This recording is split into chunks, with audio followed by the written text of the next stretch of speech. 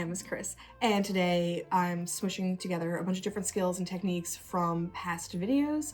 So if you've been following along, you're gonna be like, I am a pro, and I've got all this totally down. If you haven't seen other videos, and this is the first one you're watching, or you just skip some of the videos, it's totally fine. We're gonna do like a little overview. There's also gonna be links for like more in-depth instructions for the different parts, but we're gonna take all these cool different things that I've done and learned over the years, that you guys have learned over the years, and we're gonna put them together and we're gonna make this very cool wall hanging. And you can kind of go in any direction that you want. I went with like Celestial and Nautical with the moon and the shells. So we've got wire wrapping, macrame for this and all this down here, a lot of hot glue, a lot of just repurposing and reusing different items to give them a new life, a new like sparkle. And it's super cool. You can do whatever theme you want and with whatever supplies you have. This was just a fun project that I did with like, what do I have that's been hanging around for a while that I was like, I'll do that. Do a project with it someday. Today's the day. Let's like use some of these supplies that have been hanging around because as I've mentioned, I kind of just like live in a craft store. Got all the supplies ever. So this is just a fun like costume jewelry stuff to do. So follow along, use the supplies that you have. It's a good way to like use up like, oh, I bought like 6 and I only needed 3, but it's the size of the pack. And give it like new life and have fun.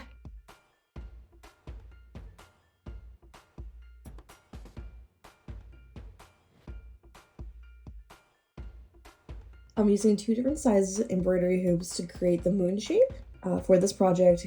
If you're using the outside ring of the embroidery hoops, make sure that they are fully tightened. That way they don't get like wiggly and weird over time.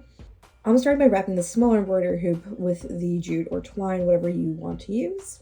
And I'm just doing a simple overhand knot and then wrapping the tail under so that way you don't see it. This step is for aesthetic and also to add texture so you have something to like attach your other items to, because if you're working with just a smooth ring, it's going to be a lot harder. Once I get to the end of the hoop, I'm tying the end off. If you want, you can make a dream catcher inside of the smaller hoop. You would just need to follow along to the video I have linked below. This is going to be the easiest point to do that step. Otherwise, it's going to be a lot trickier once you do the other part to try and like finagle making the dream catcher. Instead, I'm going to have something hanging in the hoop, so I'm going to just skip right to wrapping the outer hoop, which it's up to you which version you want to do. It's a little choose your own adventure for this project. I'm giving you the tools and techniques, and you get to make the decisions that you would like. When I'm about a quarter of the way around the larger hoop, I'm going to start wrapping the smaller hoop together with it so that it is inside, creating a crescent moon shape and a circle shape.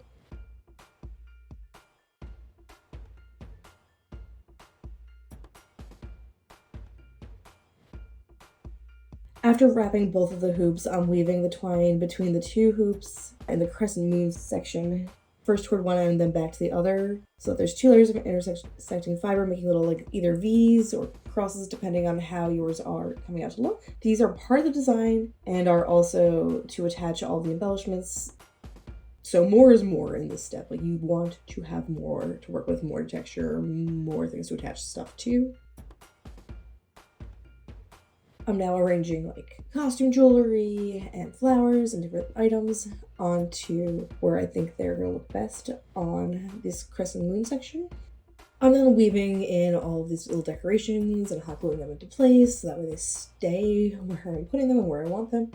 I'm checking the drape when I hang it as well. And all of these necklaces are very much costume jewelry from a mystery bag, so I don't feel bad repurposing them into an art project. If you're ever at a flea market or a yard sale and there's old costume jewelry, sometimes people don't know what they have and you can luck out and find real pearls super cheap. I've had that happen a couple times in the mystery bags, and they're super easy to check because pearls are harder than your teeth. So if you rub one of the pearls against your teeth and it feels gritty, or in my case, my brain panics of like, nope, that was bad.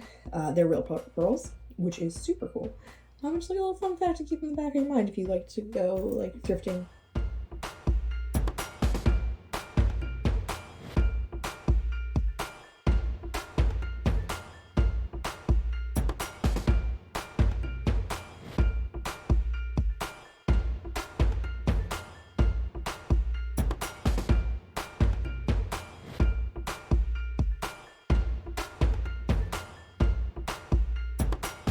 to attach the starfish so that it hangs from the inner hoop in that open circle that we left. I'm going to wire wrap it. There is a detailed video on how to do this linked below as well. But the first step is just choose a length of wire that's going to wrap around whatever you're wire wrapping about twice. Make a loop in the wire about the midpoint, twist it together, and then work your way around the item, making little twists at each of the joins. I'm going in between the starfish's legs because that is the easiest place to be putting these joins. That way it's like hugging the starfish.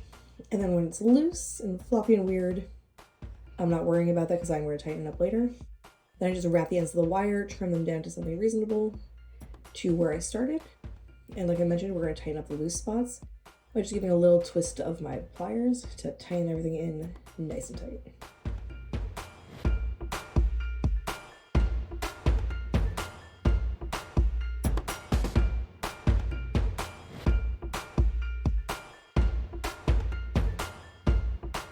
From the bottom of my starfish, I'm going to also attach a couple of like little chandelier crystals. Since I have them, they're left over again from other projects. This whole project is just leftover things that I'm repurposing. So I'm just opening my jump ring, putting the crystal through the jump ring, and then the jump ring through the wire on the starfish, so that it's like adding a little bonus sparkle. You can leave your project at this step with just the circle and keeping it a bit more minimalistic. That's clearly not my style, otherwise I would not have 8 million different weird art supplies. So I am cutting about 3 foot lengths of the twine, and starting from the bottom, I'm just looping them on to the hoop itself, pulling it tight. That way they're hanging down.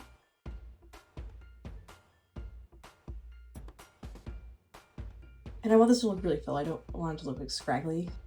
It's really up to you. Sometimes I do like for the dream catchers, I do like 1, 2, 3. Keep it very simple. This one I want more is more kind of maximalist situation happening.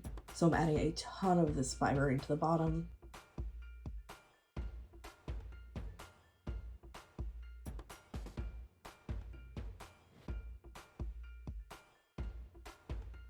And then I'm tying on crystals, the shells that I've also wire wrapped, more of those as well, onto what's hanging, so that way I pull the blue and the like different things on the body of my wall hanging into the bottom as well, and also just to add some more fun texture.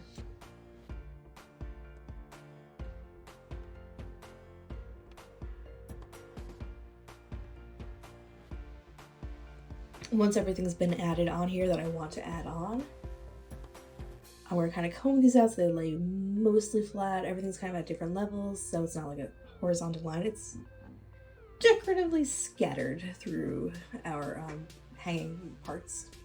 And then I'm just kind of trimming it into like a V or a curve at the bottom.